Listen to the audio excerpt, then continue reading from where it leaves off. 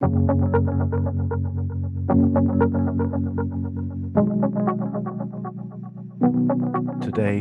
I'll be talking about new forms of trademarks in the European Union.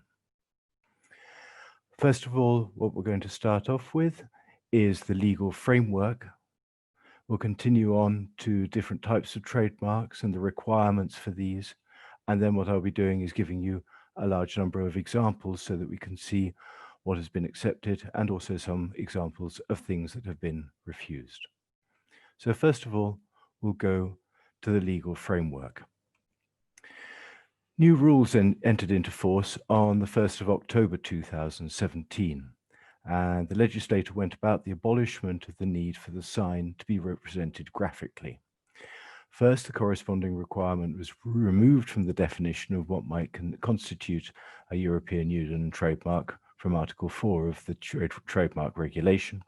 And then secondly, a comprehensive set of rules concerning the representation of the sign were added to Article 3 of the new implementing regulation, with a view to providing guidance on what could be accepted under the new system. If we look at the new definition of EU trademarks, it becomes apparent that the requirement of graphical representation has not just been deleted, but rather replaced by an open clause requiring that the subject matter of the registration be represented in a clear and precise manner. This introduces considerable flexibility into the system, allowing it to adapt to the new technological developments, but this flexibility is defined by the need to always comply with principles of clarity and precision. This is further explained in the first paragraph of new Article 3 of the implementing regulation, which lays down the general principles governing the representation of the sign. After confirming that the trademark may be represented in any appropriate form, this provision introduces two limitations. Firstly, it requires that the technical means through which the mark is represented use generally available technology. And secondly, it introduces a quite high threshold of clarity and precision, which is only met if the representation is also self-contained, easily accessible, intelligible, durable, and objective. Article 3 of the implementing regulation also lays down for the first time specific rules on the relationship between the type of the mark, its representation, and its description, by making it clear that it is the representation that defines the subject matter of the registration, and that the type of mark and its description must accord with the representation and cannot extend its scope. Then, Article 3 of the implementing regulation contains definitions for 10 of the most clear common trademark types, by adding to the 5 expressly regulated in the old implementing regulation, namely word, figurative, shape, color, and sound marks, another 5, that is position, pattern, motion, multimedia, and hologram marks. And it also lays down specific representation requirements for each of these. In truth, only one of these is a new type of mark, multimedia marks. Position, pattern, hologram marks are already accepted under the previous regime as figurative marks, whereas sound and motion marks are acceptable if filed as musical notation or as a sequence of still images, respectively. However, 4 of these types, namely sound, motion, multimedia, and holograms, can now be filed in an easier, more accurate manner by using electronic means. Article 3 also contains a non-exhaustive list of 10 of the most popular trademark types. So it also contains clear definitions of these types, and here we see which ones they are. It has a double objective here. It enhances the legal certainty, and it also reduces the deficiency rate in raising of formalities and absolute grounds objections. So these are the different 10 trademark types. And what we're going to look at now is the different representation requirements of each of the different types. Similarly to the current system, word and figurative marks are treated purely as what you see is what you get marks, meaning that applicants are merely asked to reproduce the verbal or device elements graphically. What's new is that descriptions cannot be added any longer, and no specific color claim need to be made for marks containing color. As concerns shape marks, the new rules have got a number of different ideas. Firstly, they expand their definition to any sign consisting of or extending to a three-dimensional shape, to make it clearer that this type of mark may not only cover shapes per se, but also shapes combined with word or figurative elements, with any other element or surface decoration affixed on the goods or on their packaging. Secondly, the new rules allow the representation of shapes by filing of computer-generated images or animated designs as an alternative to the standard reproduction by means of drawings or photographs. As regards position marks, the law expressly requires the elements that do not form part of the sign to be visually disclaimed, for example, by broken or by dotted lines. While with regard to pattern marks, the representation must clearly show the pattern of repetition.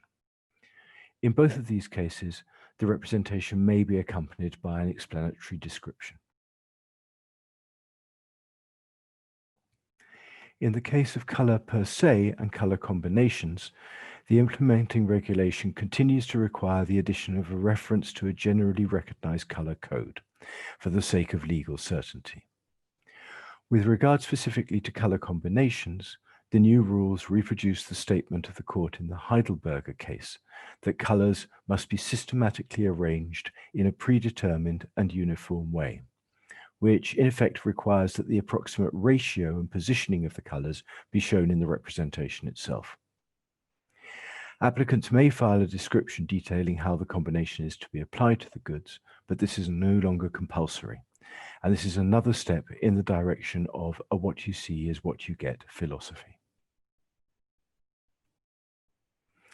In the case of sound marks, the first step taken by the legislator was, predictably, to remove the obligation to file a graphical representation. And so, as from October 2017, MP3 files containing the sound were sufficient.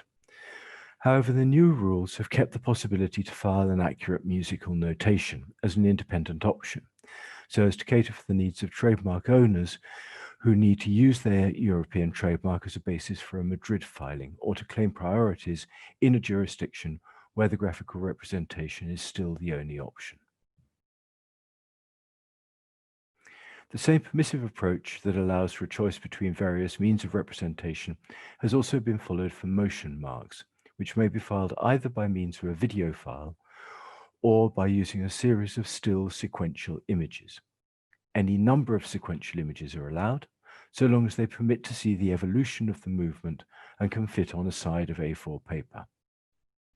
However, this solution can't work for marks containing image and sound, which now come under the title of multimedia marks, and which may only be represented by submitting an audio-visual file containing the combination of image and sound. In these cases, the law doesn't allow for the filing of a description, apparently on the assumption that in the case of purely visual signs, a description in words would create more problems than it would actually solve. And finally, hologram marks. These fall somewhere between figurative and motion marks. They may be represented either by means of a video file or by graphic or photographic means showing the holographic effect. Let's move on to some examples. We'll start off with position marks. The first one we have here is a relatively simple one. We can see that the outline of the shoe has been put in dotted lines, so we know that this part has actually been disclaimed, and the only part that is actually claimed is the arrow here on the side of the shoe. This was filed. Obviously, we don't see too many curved arrows on the side of shoes, and so this was accepted. Our next example is for this. Here, we can see that what is actually protected has been picked out in gold. The parts which aren't protected have been grayed out, which means the rest of the coat. Here we'll divide the examination into two different parts. First of all, into formalities. Now we can see what the mark is. We can see what they want to protect is basically the braiding which goes up the sleeves and down the back, along the back of the jacket. And so from a formalities point of view, this was actually accepted as a position mark. However, it was refused under Article 7.1b, meaning that the mark's not considered distinctive. I think you probably agree here that we're quite used to seeing different types and different colors of braiding on clothes, and that this doesn't actually make the mark in question distinctive. If we continue with pattern marks, here we have an example of one along the bottom of the screen. It's a regular pattern. We can see where the repetition is, where it goes from one to another. We can see that there is actually a repetition which is standard along there. This is seen as not being basic, nor is it overly complex, which wouldn't allow people to actually see where the repetition is or what the mark is. This was accepted as a pattern mark, as it is quite distinctive and would actually set the goods aside from those of a competitor. This is a little simpler. This is applied for in classes 12, 24, 35, and 43 as a pattern mark. We can see that we've got the juxtaposed G's which are in there. These are all joined up. We can see where the pattern would actually repeat. And again, this was accepted as a pattern mark.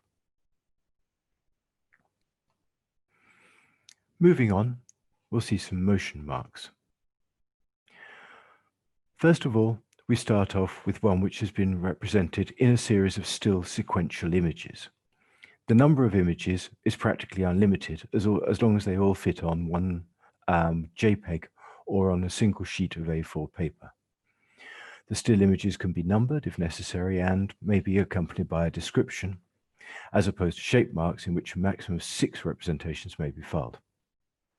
Here we can see the way in which the shape changes. The steps are very, very clear indeed. Also, we can understand that this forms a loop, meaning that it goes from one end to another, and basically it starts out or finishes at the same place that it's actually started out. Again, here this was accepted as it is seen as being distinctive, and we can understand how it works as a motion mark. If we move on, we come to one which has been represented this time in a JPEG. We have a quick look at this. So it's relatively complex. So it can include not only the motion, but also words, figurative elements, labels, and things like that. This is applied for classes 1, 4, and 37. From the point of view of formalities, the representation of the mark fulfills the requirements of clarity and precision, and no objections are raised from a substantive point of view, from the absolute grounds point of view, and the mark was therefore registered. I think you'll agree there's a lot happening here, and it's very clear that the mark is actually distinctive. Another example here. This is applied for in class 9 for communication apparatus and instruments and car communications, and also in class 12 for vehicles. From a formalities point of view, it was accepted. I'll just quickly play it again so that you can see it again. But from an absolute grounds point of view, wasn't. And the motion mark consists merely of a representation of a functional button with an animated glowing moving around the perimeter. And there's nothing particularly memorable about the motion sequence other to suggest that the button's activating or becoming activated. So this was actually refused for being non-distinctive. Moving on to another example. This is quite an interesting case. This is applied for in class 9 for various types of speakers, television screens, and things like that. Now here we can see that it's a relatively simple mark, consisting only of the hands moving from one side to another. There's nothing particularly distinctive about it, given the fact that any apparatus could actually use this to function. It was refused under Article 7.1b for being non-distinctive. However, there's also the idea that we could probably have an objection under 7.1e. This is part of Article 7, which covers the technical effect, because obviously this could be used to either switch on or switch off the goods for which the mark has been applied. Another motion mark here.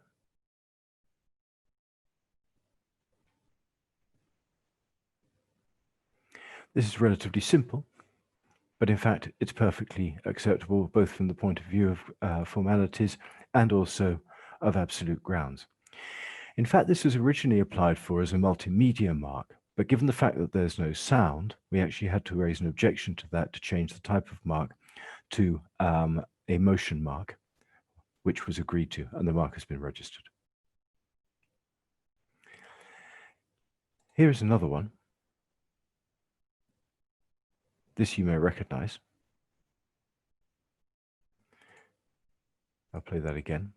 It's applied for in classes 9, 35, 41, 42, and 45. There's nothing really fanciful or imaginative or striking in the motion mark.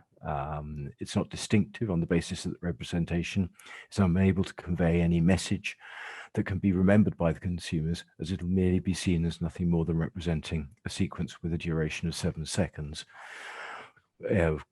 covered by a circle or oval in blue that appears and disappears. So the movement's not actually capable of showing a change in the position or the shades of blue, and it wouldn't be considered memorable to the consumers. This is actually the light that was is used by Amazon's Alexa device. As you can see from that, the mark was eventually withdrawn. We move on now to sound marks. Here, no description is possible.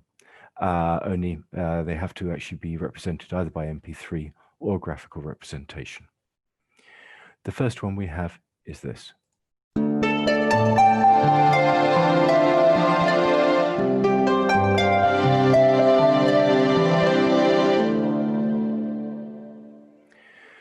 So here we've got two sequences of 6 notes plus keyboard sounds behind it.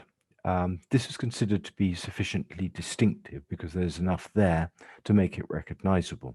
There's been quite a lot of discussion about the exact number of notes that's necessary to actually make a sound mark distinctive or not.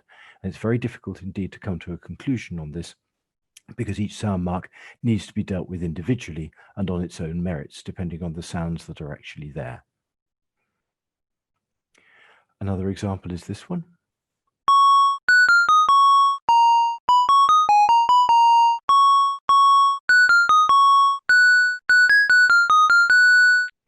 So here we can see that the sound is relatively simple, played on a monotonic keyboard. There are 2 different parts to the melody. The first part itself is probably actually distinctive, but then the second part adds to this distinctiveness because there's a variation on it and makes it memorable to them in the mind of the consumer. Again, this has been accepted. This is a very different sound mark.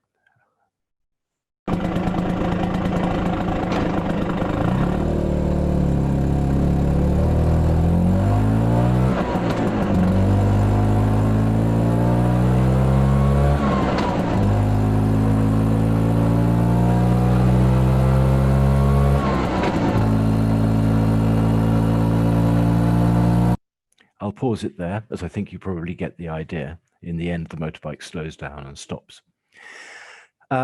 This was seen as being quite difficult. People who actually know this thing understand that it was actually the sound of a Lambretta motorbike, which apparently is quite distinctive to those people who know it, who are actually not that many. However, to anybody else and to the normal consumer, it is just the sound of a motorbike. This was seen as not being distinctive, and it was refused under Article 7.1b because it wouldn't actually be seen as being any different to the sound of any other motorbike. Another example for you.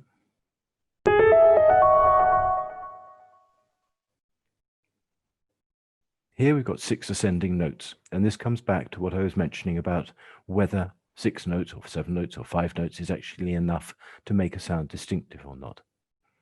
In this case, the mark was actually accepted. You can see that the notes are bunched together. They actually create an impression, and there's enough there to make it understandable. I'll just play it again so that you can hear what's happening. Sorry. Apologies, that seems to have gone to the next one. We'll go to the next one in that case, which I will start again. My apologies for that.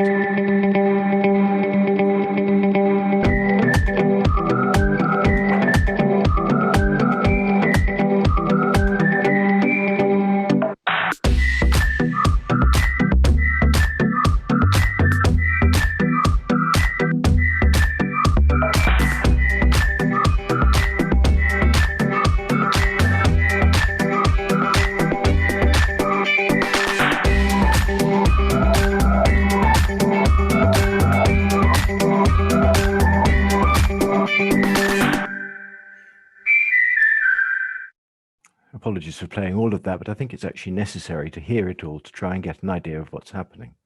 The previous one had only 6 notes. This one is very long indeed, certainly more than 6 notes. And in fact, it's so long that it detracts from the distinctiveness of it. I'd ask you now whether you'd be capable of repeating the melody or actually remembering what it was. The answer is most probably no.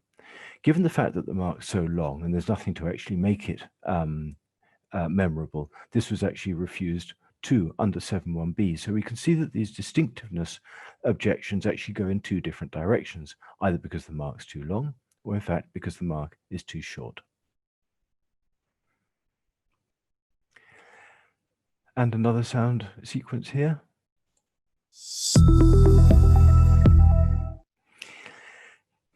This is a very difficult one. It's got a certain resonance. It's got a certain melody, it's got a recognizable structure, short and memorable. However, it's not too short to be perceived. And even somebody heard this jingle, even if they can't accurately reproduce it, it can probably be remembered in a later hearing. So with this one, what happens exactly? Let's just quickly hear it again. Given the fact that it was relatively short, it was originally refused under Article 7.1b, where it was considered to be non-distinctive because it wasn't actually long enough to be noticeable. There are only a couple of notes there. However, this is actually appealed, and in the Boards of Appeal, the application was actually allowed. So the Boards of Appeal have overturned the initial decision and have decided that this mark is actually distinctive. I'll just play it again. There aren't that many elements there, but in fact, that is fairly distinctive, I think you'll agree. Let's move on now to multimedia marks. Here, no description is possible. The representation has to be in the form of an MP4. And by definition, multimedia marks are trademarks consisting for extending to the combination of image and sound. Remember that sound must be there, otherwise it's considered to be a motion mark. Our first example is this.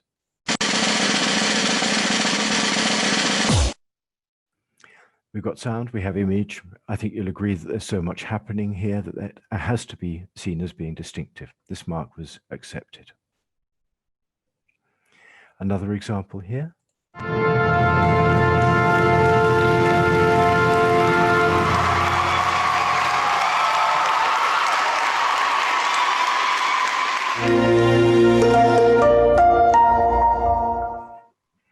Again, here we've got a large combination of different images and sounds. I think you'll agree that that's very distinctive indeed. And in fact, even without the words that were added at the end, the mark would probably have been accepted.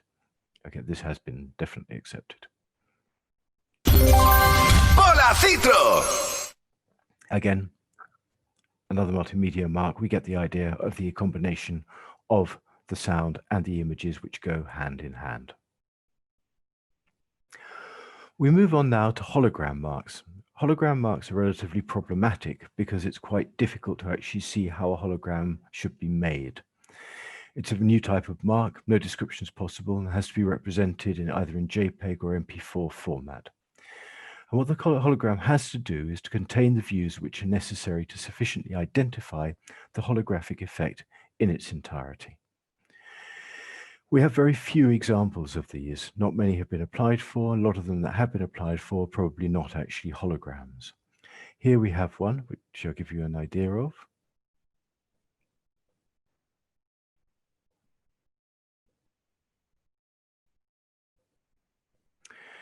So we can see here that there is a type of holographic effect, that there seems to be a way in which the G on this moves about, which basically shifts it from one view to another.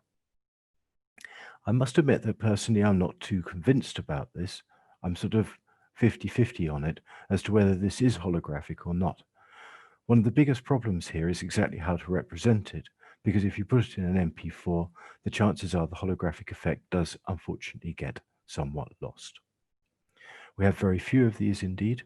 In fact, that's the only example that we've had in recent times which has actually been seen to be a hologram mark.